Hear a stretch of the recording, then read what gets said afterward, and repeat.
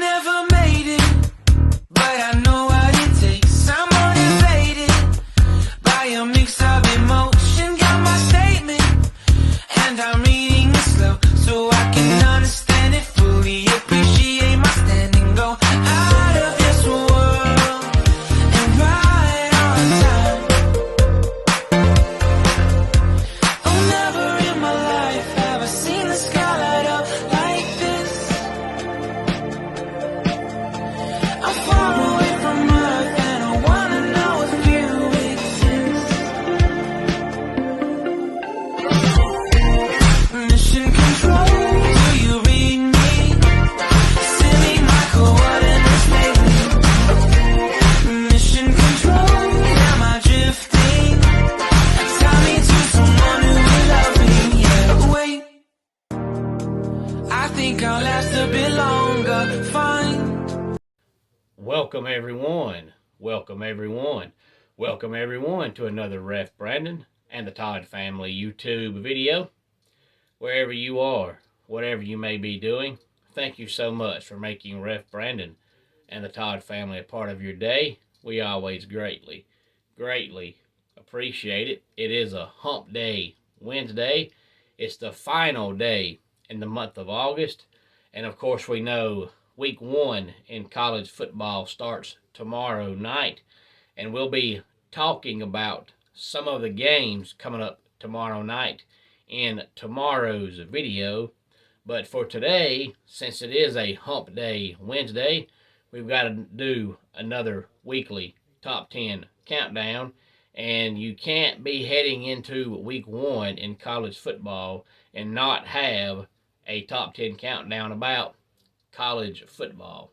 Now, I encourage everybody to go read this article in its entirety, but of course, as always, I didn't write down every single thing that was said because it would just take way too long and most people would get bored by it.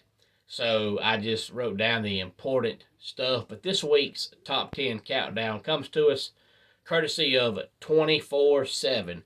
And this article was written last Thursday, August 25th, by Brad Crawford. And it is the 10 most dominant national champions in the BCS era. So we're going back about 25 years to 1998. So nothing before that, but it's just the top 10 most dominant national champions since 1998. As always, any thoughts on this, please feel free to let me know. And the reason why I say go back and read the article is because some of the numbers may not make sense unless you read the article. And of course, you're not going to agree with everything. Nobody will. And that's why I say go read the article, because in the article, he has about 2 paragraphs for each team as to why you are ranked where you're ranked. He has how many wins you had over top 25 teams, your average margin of victory in all your games, and all that stuff. But all I wrote down was each team's margin of victory in that year. Number 10 is the Ohio State Buckeyes from 2014. Their average margin of victory was 23.7. Number 9, the USC Trojans 2004, and their average margin of victory was 25.1. Number 8, the Florida Gators 2008, and their average margin of victory 33.8. Number 7, the Clemson Tigers from 2018. Their average margin of victory that year was 31.3. And number 6, Florida State from 2013. And to this day, I still say that's the greatest team I've ever seen in college football. Their average margin of victory was 39.5. And before we talk about the top 5, we'll recap numbers 10 through 6 real quick. Again, this is the top 10 most dominant national champions in the BCS era. Number 10, 2014, Ohio State. Number 9, 2004, USC. Number 8, 2008, Florida. Number 7, 2018, Clemson. And number 6, 2013, Florida State. Number 5, last year's national champions, the Georgia Bulldogs. Their average margin of victory was 30.3. Number 4, 2005, Texas Longhorns. Their average margin of victory was 33.7.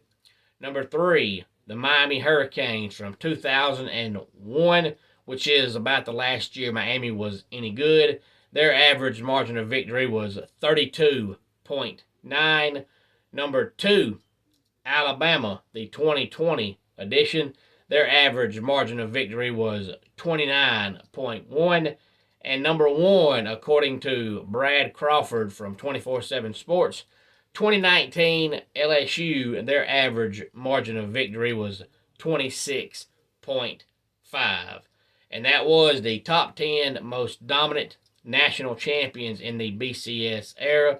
And the reason why I say go back and read the article again is because you hear LSU number 1 and their average margin of victory was 26.5. And then you look, Alabama's was higher, Miami's was higher, Texas was higher, Georgia's was higher, Florida State's was higher, Clemson's was higher. So you hear all that and you think all those teams should be ahead of LSU. But if you go read the article and see why Brad Crawford has them number 1, you may change your mind, you may not, and you may still disagree. But it's one of those things where, to me, the average margin of victory don't matter to me. As long as my team wins, I don't care if we win every game by 1 point. I look at Clemson being number 7 on that list from 2018, where they won each game by an average of 31.3 points.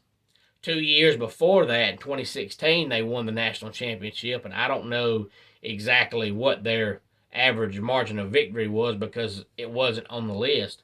But I know there were several games that year that came down to the wire, and it looked like Clemson was going to lose. As a matter of fact, they barely beat NC State because NC State missed 2 field goals in that game. And I believe 2016 was the year they played Troy, and I believe week number 2, and they won that game 30-24.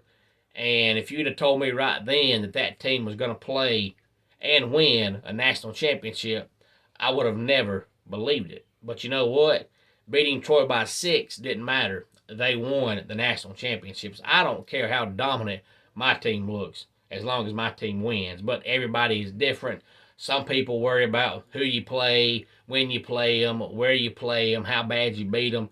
I don't care about any of that. I don't care if you play on turf, on the moon, on Mars. And I don't care if my team wins by 1 or 70 as long as they win.